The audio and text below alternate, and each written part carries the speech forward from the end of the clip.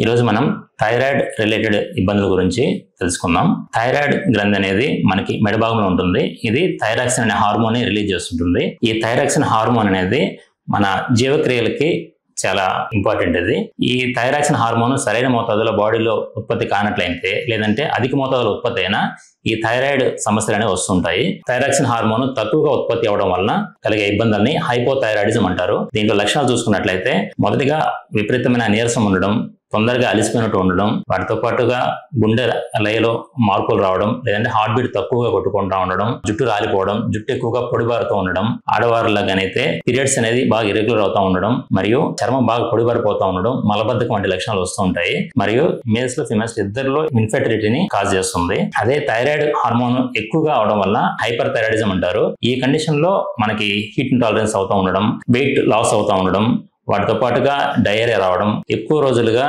Fever వస్తూ ఉండడం, palpitations ఎక్కువ గుండెదడగా ఉండడం, మరియు పీరియడ్స్ అనేది ఇరెగ్యులర్ అవుతూ ఉండడం. వీటిలో సాధారణంగా సైకిల్స్ అనేవి లాంగ్ డ్యూరేషన్ ఉంటుంది. ఈ లక్షణాలు ఉన్నట్లయితే దాన్ని హైపర్ థైరాయిడిజం గా నిర్ధారించడం జరుగుతుంది. వీటికి నిర్ధారణ పరీక్షలు అయితే దగ్గరలోనే ఫిజిషియన్ గానీ ఎండోక్రైనాలజిస్ట్ కన్సల్టెంట్ అయితే ఈ థైరాయిడ్ హార్మోనల్ లెవెల్స్ చెక్ చేస్తారు.